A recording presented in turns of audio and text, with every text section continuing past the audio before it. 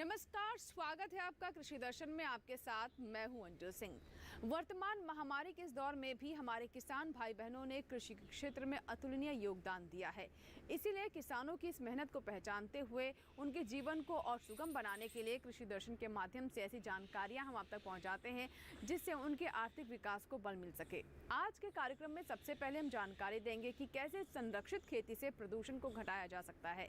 उसके बाद आपकी मुलाकात होगी कामयाब किसान दिनेश कुमार राणा से और अंत में जानकारी देंगे कि हमारे देश में कृषि शिक्षा की क्या स्थिति है। तो चलिए शुरुआत करते हैं आज के कृषि दर्शन की। सबसे पहले नजर विज्ञान और किसान पर, उसके बाद देखेंगे कृषि स्टार्टअप और अंत में बात होगी फार्मिंग इंडिया की। आइए कृषि दर्शन में सबसे पहले नजर डालते हैं विज्ञान और किसान पर, जिसमें आज हम बताएंगे आपको संरक्षित खेती के बारे में। पराली जलाना हमारे देश की एक बड़ी समस्या है। इससे न सिर्फ खेती में मित्र कीट नष्ट होते हैं बल्कि मिट्टी की गुणवत्ता भी प्रभावित होती है और वायु प्रदूषण भी होता है, जो कि हमारे स्वास्थ्य के लिए बहुत हानिकारक है। ऐसे में संरक्षित खेती एक अच्छा विकल्प है। कैसे संरक्षित खेती से वायु प्रदूषण को घटाया जा सकता है, आइए देखते हैं इस रिपोर्ट में।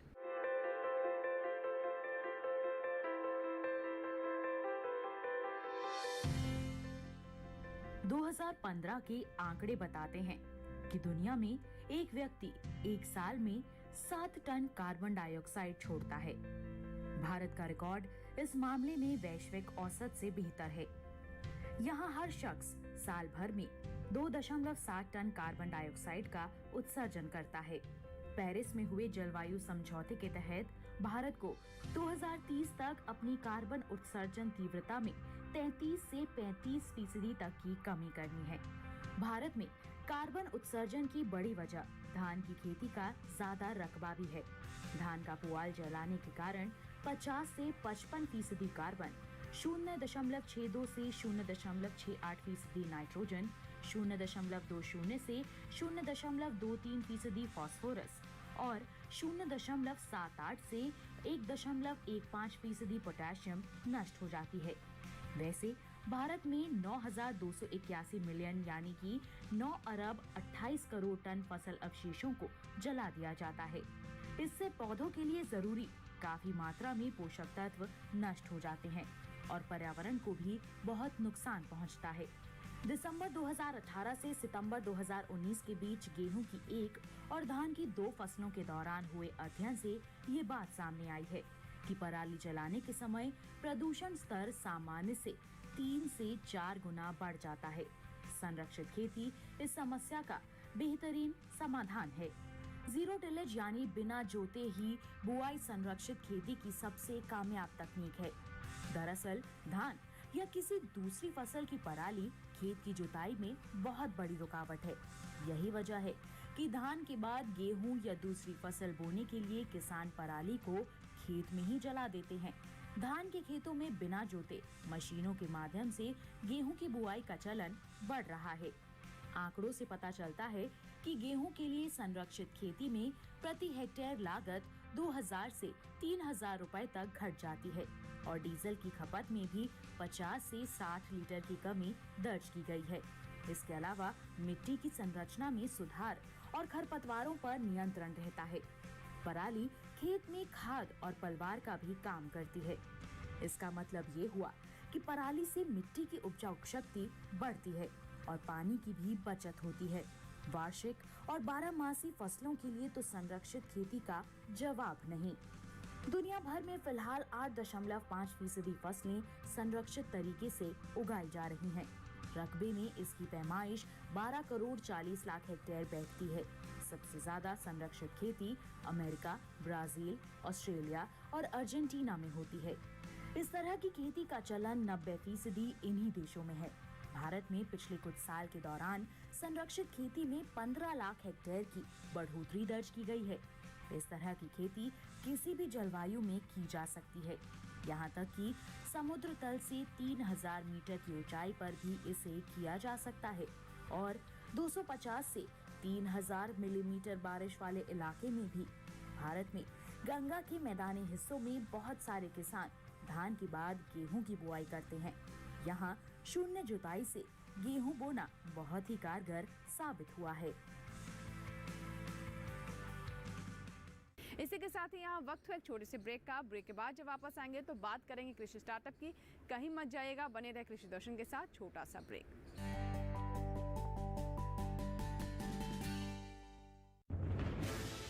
कोरोना वायरस के खतरे से बचते हुए फसल की कटाई, बिक्री, खरीद, नई फसल की जुताई और बुआई सुरक्षित हो सकती है अगर हम लगातार हाथों को साबुन और साफ पानी से नियमित अंतराल पर धोते रहें। नाक, मुंह को मास्क, गमछे या कपड़े से ढक कर रखें। आंख, कान, नाक, मुंह न छुएं। आपस में 2 गज की दूरी बनाए रखें। मास्क और 2 गज की दूरी के मंत्र को अभी हमें छोड़ना नहीं है। फसलों की बुवाई एवं कटाई करते समय आपस में कम से कम 2 गज की दूरी बनाए रखें। फसल की कटाई करने के बाद छोटे छोटे ढेरों में इकट्ठा करें। कृषि के औजारों की समय समय पर सफाई करें। एक दूसरे के साथ औजारों की अदला बदली न करें। श्रमिकों के शौचालयों और हाथ धोने की जगह की ठीक से सफाई जरूरी है। बुआई, कटाई एवं मड़ाई के दौरान इस बात का ध्यान रखें कि इन स्थानों के आसपास कोई थूके नहीं। कंबाइन, हार्वेस्टर, थ्रेशर, जुताई और बुआई की मशीनों को इस्तेमाल से पहले साफ करें। मशीनों के इस्तेमाल से पहले और इस्तेमाल के बाद हाथ साबुन से साफ करें। वाहनों, बोरियों, थैलियों और पैकिंग के दूसरे सामान की साफ सफाई पर भी खास ध्यान दें। खरीद केंद्र पर आने से पहले किसानों एवं श्रमिकों की जांच। खरीद केंद्रों पर भीड़ न लगाएं एवं किसानों को बारी बारी से बुलाएं। गोदामों पर खरीदी हुई फसल को लेने में शीघ्रता करें ताकि किसानों एवं श्रमिकों को रुकना ना पड़े। कोरोना के खतरे से बचाव और अधिक जानकारी के लिए आरोग्य सेतु ऐप डाउनलोड करें। देश में खाद्य सुरक्षा के ये सिपाही भोजन की निरंतर उपलब्धता को सुनिश्चित करते हैं। किसान स्वस्थ रहें तभी हम कोरोना वायरस से जीत पाएंगे, आगे बढ़ पाएंगे। किसान सबल, देश प्रबल।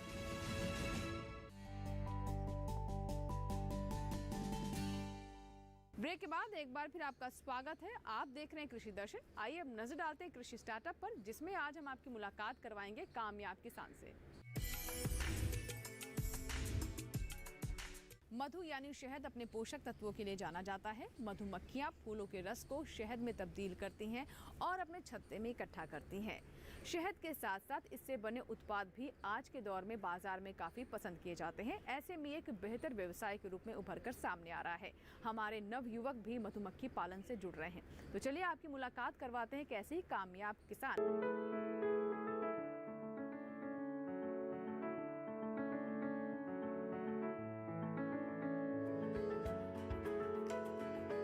हमने अपना ग्रेजुएशन के समय पढ़ते समय ही हमने बी कीपिंग शुरू किया 97 में।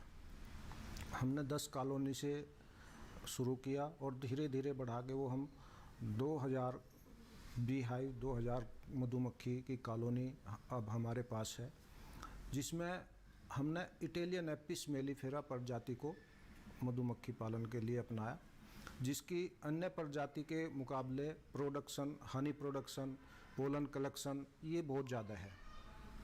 और जहां हम अपने लिए शहद का उत्पादन करते हैं मधुमक्खी पालन से, पोलन का उत्पादन करते हैं, वहीं किसान को पोलिनेशन के माध्यम से उनकी फसलों के उत्पादन में भी वृद्धि होती है। ये सब सोच के हमने पढ़ते टाइम ही ये बी कीपिंग शुरू किया था। बागपत उत्तर प्रदेश से शुरू किया, बल्कि हमारे क्षेत्र में गन्ना का उपज ज़्यादा होती है, शुगर कैन ज़्यादा होता है। विपरीत परिस्थिति होते हुए भी हमने वहाँ पर मधुमक्खी पालन का उत्पादन शुरू किया और माइग्रेटेड बी कीपिंग शुरू किया, जिससे कि हमको ज़्यादा मात्रा में शहद का उत्पादन मिल सके, क्योंकि गन्ने से न नेक्टर मिलता न पोलन मिलता। हमने उसी प्रकार से दूसरे स्टेट में जाके ये जगह खोजी कि जहाँ पे पोलन की मात्रा ज़्यादा हो, जहाँ शहद की मात्रा, नेक्टर की मात्रा हमें ज़्यादा मिल सके।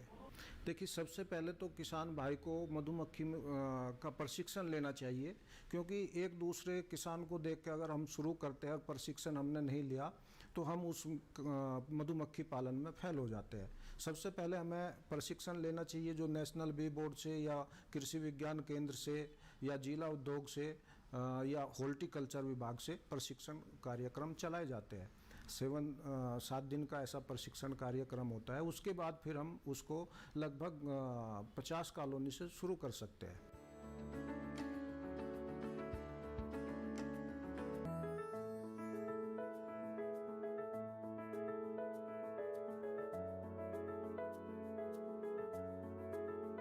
तो अभी आपने देखा मधुमक्खी पालन कैसे हमारे किसानों की वार्षिक आय में वृद्धि कर सकता है और साथ ही खेती में भी इसके सकारात्मक परिणाम देखने को मिलते हैं। इसी के साथ ही यहाँ वक्त हुआ एक छोटे से ब्रेक का। ब्रेक के बाद जब वापस आएंगे तो बात करेंगे फार्मिंग इंडिया की, बताएंगे आपको कृषि शिक्षा के बारे में। कहीं मत जाइएगा, देखते रहें कृषि दर्शन। छोटा सा ब्रेक।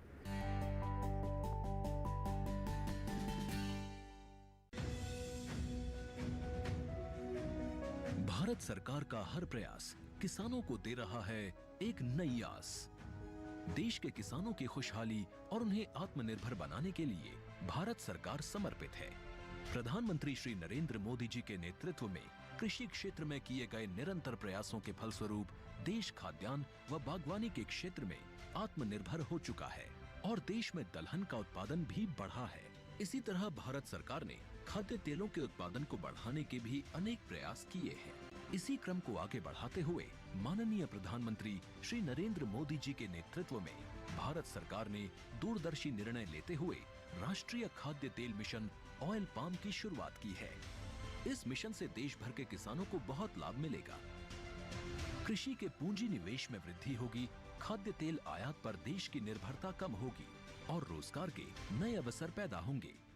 खाने के तेल में आत्मनिर्भरता के लिए अब राष्ट्रीय खाद्य तेल मिशन ऑयल पाम का संकल्प लिया गया है। इससे किसानों को तो सीधा लाभ होगा ही, गरीब और मध्यम वर्ग के परिवारों को सस्ता और अच्छी क्वालिटी का तेल भी मिलेगा।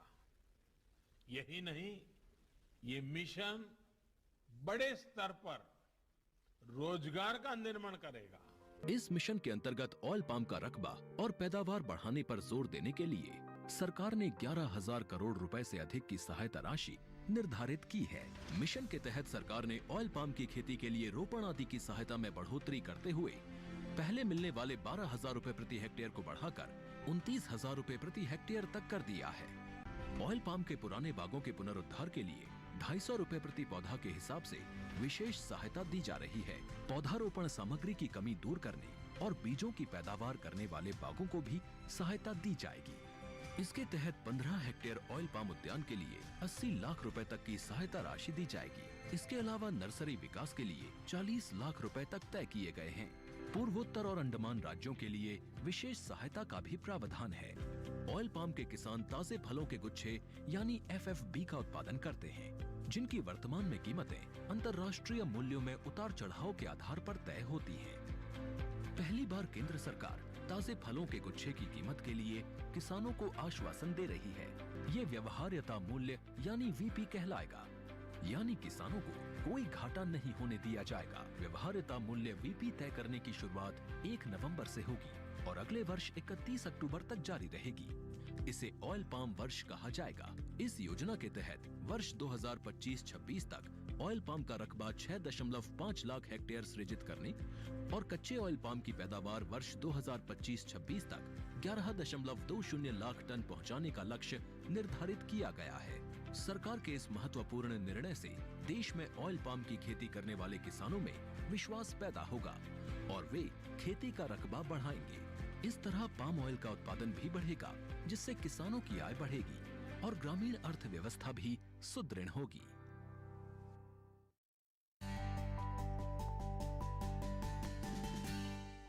ब्रेक के बाद एक बार फिर आपका स्वागत है। आप देख रहे हैं कृषि दर्शन। हमारे देश में शिक्षा का मजबूत ढांचा तैयार किया गया है और कृषि शिक्षा के क्षेत्र में भी कई महत्वपूर्ण कदम उठाए जा रहे हैं। कश्मीर से लेकर कन्याकुमारी तक पहले शिक्षा और अनुसंधान संस्थान इस दिशा में कई महत्वपूर्ण कदम उठा रहे हैं और सकारात्मक बदलाव देखने को मिल रहे हैं। तो चलिए आपको बताते हैं कि कृषि शिक्षा के क्षेत्र में किस तरह के बदलाव किए गए हैं और कैसे सफलता प्राप्त की जा रही है।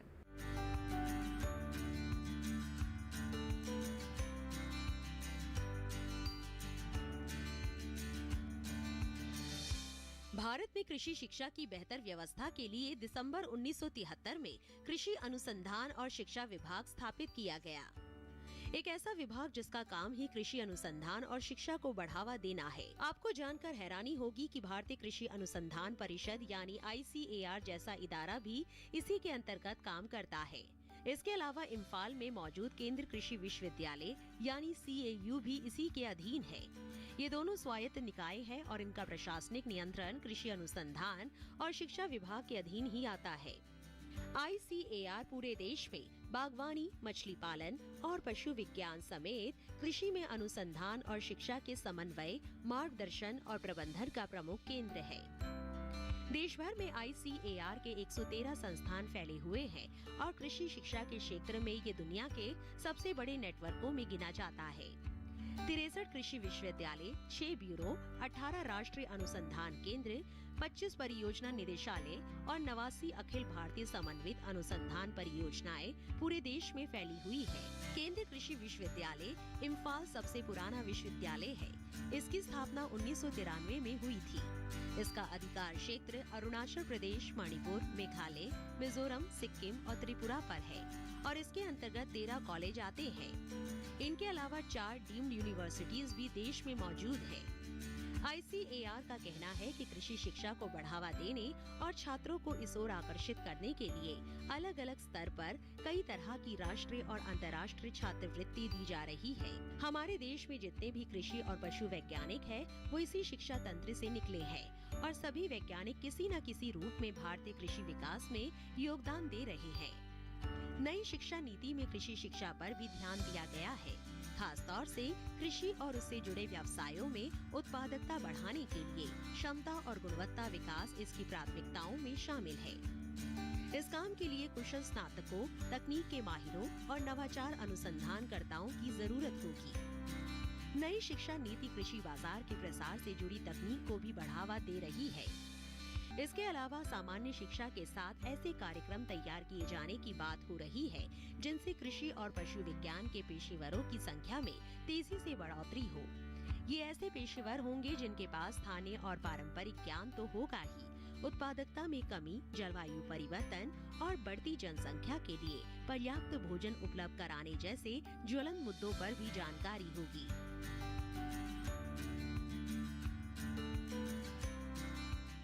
खेती किसानी में महत्वपूर्ण बदलाव और सुधार को लेकर हमारी सरकार प्रतिबद्ध है और इस दिशा में कई तरह के कदम उठाए जा रहे हैं। इसी वजह से इन दिनों राजधानी दिल्ली में आयोजित जल शक्ति अभियान भी चर्चा में है। आपको जानकारी दे दें कि हमारी भारतीय सेना भी इसमें सहयोग कर रही है कि किस तरीके से पानी की बचत की जाए, नदियों के किनारे कैसे जैविक खेती को बढ़ावा दिया जाए और साथ ही किस तरीके से खेती किसानी में कई महत्वपूर्ण बदलाव किए जा सके ताकि हमारे किसानों को लाभ हो सके। इसके बारे में क्या जानकारी दे रहे हैं भारतीय थल सेना के ब्रिगेडियर नवीन सिंह, आइए जानते हैं। हम लोग सेंट्रल कमांड के अंदर 8 स्टेट्स में टेरिटोरियल आर्मी को देखते हैं। साथ ही NMCG द्वारा फंड की गई हमारी एक यूनिट है 137 इको टास्क फोर्स, जो कि प्रयागराज में जिसका हेडक्वार्टर है। इस पूरी यूनिट की फंडिंग ही NMCG करती है और टास्किंग भी NMCG करती है। इसलिए इस यूनिट का दूसरा नाम है गंगा टास्क फोर्स। और हम लोग national mission for clean Ganga के साथ जुड़े हुए हैं। जैसा कि आप जानते हैं, इसके चेयरमैन खुद प्रधानमंत्री जी हैं। इसलिए गंगा की क्लीनिंग और उसकी मॉनिटरिंग पे जो इम्पेटस है इस समय सरकार का बहुत ज़्यादा है और हमारे लिए भी ये बहुत गर्व का विषय है कि हम इस मिशन के साथ जुड़े हैं। ये जो 3 दिन का गंगा उत्सव संपन्न हुआ है आज, यहाँ से अब हमारा रोल शुरू होता है। जबकि हम गंगा मशाल को फ्लैग ऑफ किया गया है अशोका होटल न्यू दिल्ली से हमारे honourable minister for law and justice Kiren Rijiju ji द्वारा। इस मशाल को लेकर के हम लोग ऋषिकेश तक जाएंगे, फिर वहाँ से ऋषिकेश, हरिद्वार और 26 टाउन होते हुए बिजनौर, नरोरा, इसी तरीके से कानपुर, प्रयागराज, वाराणसी, फिर बिहार, पटना वगैरह, फिर धीरे धीरे हम इसको बे ऑफ बंगाल तक जाएंगे। ये पूरी 2000 प्लस किलोमीटर की हमारी यात्रा संपन्न होगी, जिसमें कि टेरिटोरियल आर्मी इस मशाल को अकेले कैरी करेगी। हमारे 2 ऑफिसर्स, जेसीओज और कुछ जवान इस पूरी रैली का हिस्सा रहेंगे। और जगह जगह पर डीजी साहब ने, डीजी एनएमसीजी साहब ने टाई अप किया हुआ है हर डिस्ट्रिक्ट एडमिनिस्ट्रेशन के साथ। जिस भी ज़िले में हम जाते हैं, रुकते हैं, वहाँ पे जो गंगा एक्शन कमेटी है उसके द्वारा रिसेप्शन और एक छोटा सा सांस्कृतिक कार्यक्रम, और उसके बाद यात्रा पुनः अगले गंतव्य स्थान के लिए जारी होगी। देखिए 70% लोग किसानी के साथ जुड़े हुए हैं इंडिया में, तो हमारा फोकस एग्रीकल्चर पे होना चाहिए, और है भी सरकार का, काफ़ी बेहतरी हुई है। और इस पूरे गैंजेटिक बेल्ट में जहाँ यह यात्रा हो रही है, हिंदुस्तान का तकरीबन 25% आबादी हिंदुस्तान की इसी गैंजेटिक प्लेन में रहती है, और उसमें से अधिकतर लोग किसानी के साथ ही जुड़े हुए हैं। तो किसानों के लिए सरकार को जो करना चाहिए, आई एम श्योर वो कर रहे हैं। और पिछले कुछ सालों में किसानी देखिए, किसानी को अगर बेहतर बनाना है तो हमको इसको प्राकृतिक आपदाओं से दूर रखना पड़ेगा, किसानी को बहुत डिपेंडेबल बनाना पड़ेगा। और जब हम लोग अपने एनएमसीजी के मिशन को पूरा करेंगे तो इरिगेबल वाटर, ड्रिंकेबल वाटर ज़्यादा मुहैया होगा लोगों को, जिससे उनके काम में बहुत सहूलियत मिलेगी। इसी के साथ ही आज के कृषि दर्शन में फिलहाल इतना ही। लेकिन अगर आपके कोई सुझाव हैं, कोई सवाल आप हम तक पहुंचाना चाहते हैं, तो हमारा ईमेल एड्रेस आप नोट कर लें। हमारा ईमेल एड्रेस है krishidarshan@ddk.com। अगर आप चाहें तो हमें पत्र भी लिख सकते हैं। हमारा पता नोट कर लें, कृषि दर्शन, कमरा नंबर 58, CPC, दूरदर्शन, खेलगांव, नई दिल्ली 110049। हमें आपके ईमेल्स और पत्र का इंतज़ार रहेगा। जाते जाते आपको ये भी जानकारी दे दें कि अब आप हमारा ये कार्यक्रम हमारे YouTube चैनल पर भी देख सकते हैं। डीडी किसान के YouTube चैनल से जुड़ने के लिए इस QR कोड को आप स्कैन करें। यहाँ पर आप हमारे पुराने एपिसोड भी देख सकते हैं, और डीडी किसान के अन्य कार्यक्रम भी हमारे YouTube चैनल पर आपके लिए उपलब्ध हैं। उम्मीद करते हैं आज के कार्यक्रम में जो जानकारियाँ हमने आप तक पहुँचाई हैं, हमारे किसान उनका ज़रूर लाभ उठाएंगे। इसी के साथ ही दीजिए इजाज़त, लेकिन आप बने रहें दूरदर्शन किसान के साथ। नमस्कार।